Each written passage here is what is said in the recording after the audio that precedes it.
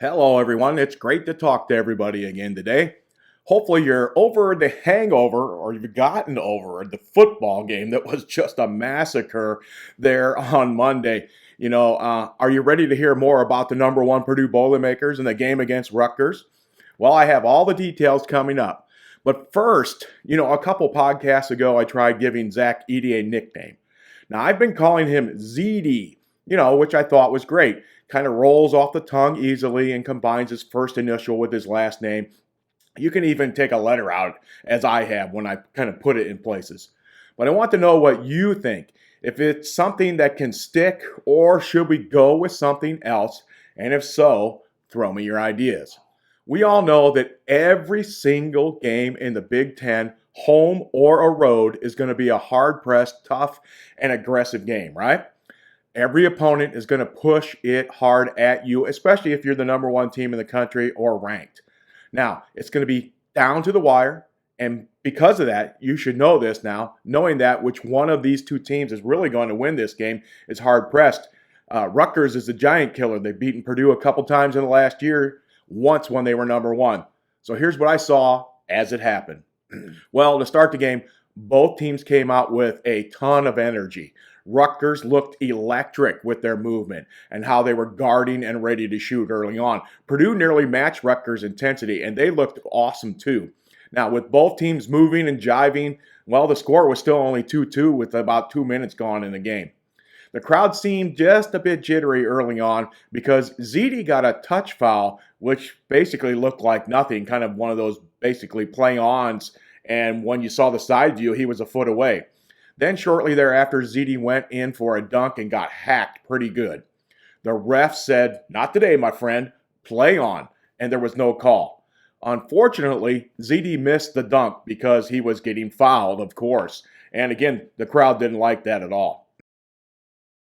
Through about the 17-minute mark, though, of the first half, Purdue couldn't throw it in the ocean.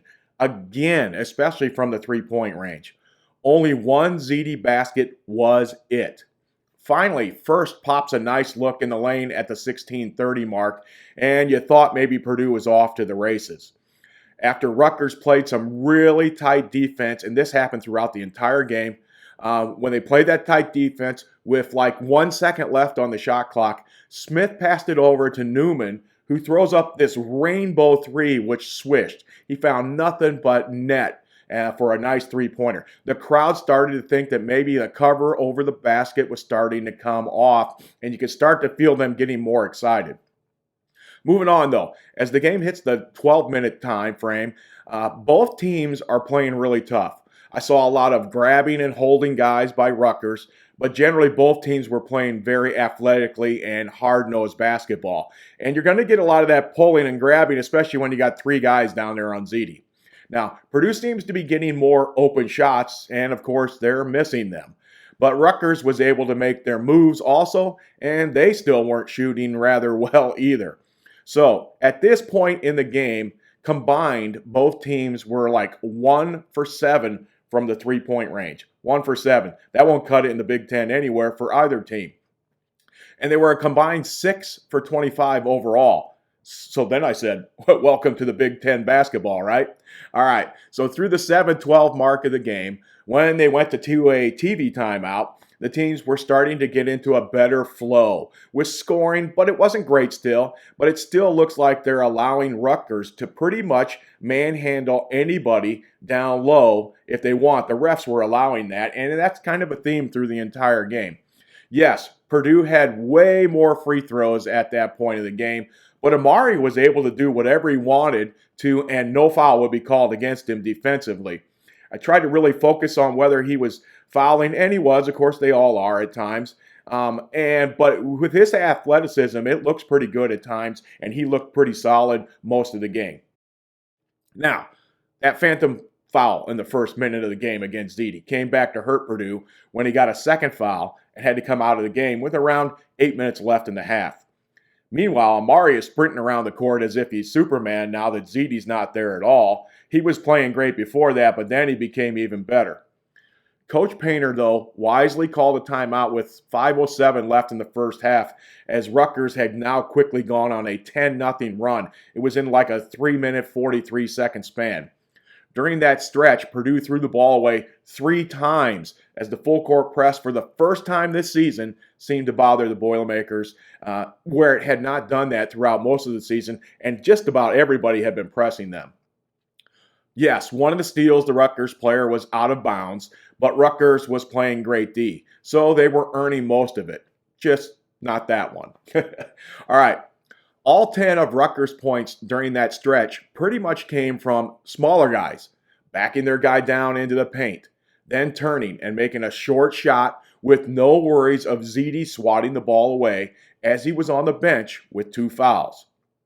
Purdue was shooting just 24% and had not made a bucket in 5 minutes, just free throws.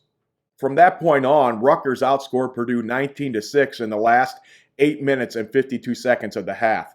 So as they went into the half, Purdue was down 34-24 as they missed free throws, a couple, wide open threes, jumpers, chip shots, and everything you could think of, they had missed it. Energy level was there from the number 1 team in the country, that was for sure. Exceptional energy was there from the Rutgers team. So every single thing people have been talking about over the last few weeks about potential problems came up in that half. Rutgers used it against them. Purdue again was not shooting the 3-ball. They got fouls on their stud, which pushed him to the bench. The Rutgers defense swarmed ZD with 2 or 3 defenders at a time. Each of the few touches he got, and there were only 3 shots he took, they were there. Maybe the only bright spot for Purdue was that 5 defenders for Rutgers had 2 fouls, but that's something you can pretty much manage most of the time. The other thing I noticed from the first half was Purdue generally does not stress full court press at all, but they fell apart for long stretches trying to break it. The freshmen struggled and Lawyer disappeared, gone, nowhere to be found. Okay, when I say the Boilermakers didn't just shoot awfully, I mean it was UGLY ugly. So without ZD on the court, and with him getting 2 fouls, he sat a lot for the first half, which changed the entire chemistry in the game for the old gold and black. If Purdue had not made 10 free throws, it would have been even worse. I can easily say that Rutgers took advantage of every single situation that Purdue put itself into. They definitely won the first half, and they earned it. Now, the big question was, can the number 1 team in the country come back being 10 down at their own home court, Mackey, at the half? Second half started, and Purdue did not start off well. They had an immediate turnover and a 3 by Rutgers to take a 13-point lead. Lawyer looked more active immediately, hustling on offense and defense, and finally drained a 3 to get the crowd a bit more into it, probably around the 17-minute mark. ZD got his 3rd foul and again headed to the bench, so you can see where this is going now, right? Purdue continued to capitalize, though, while he was on the bench, and old Mo is what they were working on, momentum that is, as they went on an 8-1 run to get it back to a 6-point game with 15 minutes left. The place started to go crazy at that point. They could feel like the Purdue was starting to come back. After that break at 15 minutes, Coach Painter put ZD back into the game. The refs finally started calling the hooks and holes that the defensive men for Rutgers were doing on ZD, as 2 quick fouls were called against Rutgers. Sometimes you wonder if it's a makeup or not, but it doesn't matter. It was happening the entire game, and we're going to see it all season. From here, both teams started to trade body blows as Purdue started to get some fouls called for them and made some shots, while Rutgers stopped their drought after it was weird. After a block shot ended up going to a Rutgers player, their best 3-point shooter, who then drained a 3-pointer. Their drought was over. Rutgers called a timeout with 11:52 left in the game as their coach appeared to want to stop the Boilermakers' momentum. Still, to this point in the game, Purdue was only shooting 31% from the field, while Rutgers was only shooting 43%. Free throws were keeping Purdue in the game, and both teams were playing good basketball, though. And it was really a good game, especially if you like defense and a bit of offense at times. It did feel like Rutgers was getting all the breaks, though. But that happens when you're winning and playing great defense. Both teams were playing great defense and really tough-nosed basketball. After one of those breaks that Rutgers seemed to get, they hit a 3-pointer that hit the glass, hit the rim, hit the glass again, and somehow dropped. But within a minute, Purdue tied it up on an Ethan Morton fast break after a header by one of the Rutgers players gave them a quick turnover. By header, I mean it literally smacked the guy in the face and went across the midcourt line where Morton outraced everyone and picked it up for a tough but measured 2-point layup. Tie ball game. That was with 5:37 left in the game. I got to tell you, there was a long missed three by Purdue, and Ziti is trying to go for the rebound. He is clearly hooked and held. There's like 2 or 3 guys on him, but he managed to swat the ball back out for Purdue to get another chance. What did the refs not see in that occasion? I'm not sure, but it worked out for Purdue as Newman stopped the worries by basically draining a three because of the second chance that he got from Ziti. Purdue took the lead 55-54, and it was the first time Purdue had the lead since way back at like 18-17. Now, I'm pretty sure I said in a previous podcast that teams knew Purdue would try to make the extra pass and were starting to fall back for it. They were leaning back towards that next guy. When Newman swished the three, that's exactly what Hyatt for Rutgers did. And Newman took the shot instead of passing into the corner and made the Scarlet Knights pay for it. We need to start doing a bit more of that because teams are realizing they're going to make the extra pass. Purdue is going to do that.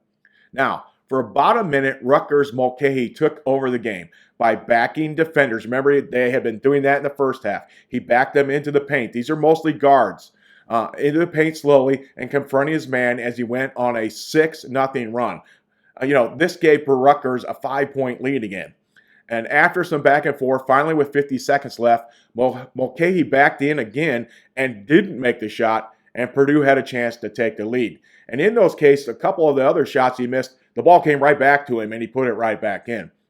Of course, you would think Purdue was going to try to get it down to the big man Ziti. And if he got a double or triple covered, he would flip it out for an open 2 or 3, right? That's what they want to do. That's exactly what happened. And with 29 seconds left, Fletch, the main man lawyer, finally drains a 3 to get Purdue a 2-point lead. He had not scored a point in the first half and now had 10 in the second half. As the Scarlet Knights bring it up the court and Purdue is playing tough defense, then it seemed to happen again. Somehow, Cam Spencer, who's their best three-point shooter, was nearly wide open. He faked to the right as Morton went flying by him and drained a 3 to take the lead with 15 seconds left. Purdue hurried down the court, still had a chance, and called a timeout with 10 seconds left. Now, just as before, Purdue poured it into Edey twice after this 10-second mark, where he was again double-teamed. Again, no foul call, but it was not quite as easy to see at those points. They played pretty good defense, and he moved the ball around to get an open shot. That's what Purdue did, but they missed, as par for the course for the season. Period. End of game, loss, 65-64. Of course, the first thing that comes to my mind after the game was over, it was the three-pointer that hit the glass, hit the rim, hit the glass, and went back in for Rutgers. It was not to be as the Giant Killers do it again, beating number 1 Purdue by 1 point at Mackey Arena this time. So the Scarlet Knights have a great defense, and it just goes to show that can win any game on any given night. And Purdue is starting to play some really good defense and has a good defensive team themselves. Now, both teams played solid basketball down the stretch, and this game could have gone either way as per the 2 lead changes in just the last 30 seconds. Now, some of the highlights from the Rutgers team, and there were some because we always got to look at both sides of this and who did the best, really pushed Purdue. And as you would expect, Amari did well with 12 points and 6 rebounds. Mulcahy, who was a thorn, had 16 points and 8 rebounds. And Cam Spencer had 14 points. That's your three-maker right there. Now, I can remember a couple of other teams backing our guards down earlier in the season and scoring like Rutgers did. And definitely was a problem that Rutgers used against the Boilermakers, and it looks like something that they picked up in tape. As for the Purdue highlights, of course, Zach Ziti got 19 and 11, but he was pretty quiet in the first half. Lawyer Fletcher finally got back in double digits with 10, and Brandon Newman had 11. 3 other guys had 7. That would be Caleb First, Braden Smith, and I think Mason Gillis all had 7. TKR in limited minutes only had a point. Plus, Morton only had 2 points, and he was out there a lot. Now, Purdue shot 39.6% from the field, while Rutgers shot 43.1%, and Purdue was 7 for 23 on three-pointers for a 30% average. Free throws, which pretty much kept Purdue in the game in the first half, that was 19 of 28, but they were only 9 of 16 in the second half. That won't cut it in the Big Ten. Purdue led in rebounds, 34-31, and offensive rebounds, 12-11. Assists, 15-14, but they were down 9-4 in steals. So a lot of categories they led, but a few Rutgers did, and they won the game. Here's some rough quotes from Coach Painter's press conference after the game. He said, "Our looks were pretty good, but what jumps out at me is the turnovers and those empty possessions." He talked about how Rutgers was mentally and physically tougher than we were, even if we had won the game there. That's what the coach said. Coach said he doesn't get frustrated with guys missing open shots. He gets more frustrated when there are turnovers and guys don't box out. Because guys are not trying to miss open shots. That's what he said. It just happens. Now, Coach said he thought it was a good learning lesson, and he remembered losing to Minnesota at home when the Gophers were mentally and physically better that night a few years ago. But Purdue still won the Big Ten that year. You know, he added they were sharper than us, meaning Minnesota, and that it is as much on my guys as it is on me when Rutgers is sharper than us too. Also, I have to concur with the coach. He was pretty upset with the passing. The passing was terrible. Too many not getting guys passes where it should be, so they can't take a good shot. He said there were a lot of down low or over the head passes, not in the middle of the chest where somebody can shoot cleanly. He wants them to clean up the sloppiness, to clean up the execution, and the running of the stuff that he puts in for them. He said he had stressed to the team over and over again that these guys were going to come for them. Then he added, if we were going to war, we would stop by Rutgers and get a few of them. Very nice compliment for the Rutgers team, who played very well tonight. So before I end it, here's some of my quick thoughts on the game. The Purdue freshmen played much better in the second half, but were kind of disappeared in the first half. They looked ready and were more aggressive on taking some shots, and that's going to have to be needed throughout the entire rest of the season. Free throw shooting in the second half actually hurt the Boilermakers, as they barely shot over 50%. Only one more, it would have gone into overtime, and 2 more would have won the game, and they would have still only shot like 66%. The Boilermakers actually made some threes when they needed it. That was something that had been hard pressed, but still not great percentage. But they are still far behind what they should be hitting on threes with so many open looks, and they had plenty of them again tonight. As we've been talking about for a while now, the hack-a-shack defense on ZD will be a mainstay for other teams during the Big Ten season. Expect double and triple teams and anticipate hooking and holding of the big man. Anytime they think the ball is going down low, someone is sprinting down there to help out. At least for as long as the referees allow it, this is going to continue on. Now, that being said, the referees pretty much let both teams play nearly the same, and they did not create any true controversies in the game. Nice when you don't really see them or hear them as being much of a problem, although Purdue fans would like more fouls on ZD. Look, people will now write the Boilermakers off. That might be a good thing. They'll proclaim that they shouldn't even be in the top 10, maybe even not in the top 20. But truthfully, no one expected Purdue to go undefeated. So you can take that one off the shelf, as it was just sitting up there as a beautiful prize. Question is, will they learn from this loss? The coach thinks they will, and I tend to agree. All right, next game is Thursday night at 7 p.m. at Ohio State. I believe Ohio State is number 24 right now in the country, so that should be a good one also. Well, that's it for this game. It's been great talking with you. Check out my outlook for the next game coming up in a couple days. Shut up and sit down.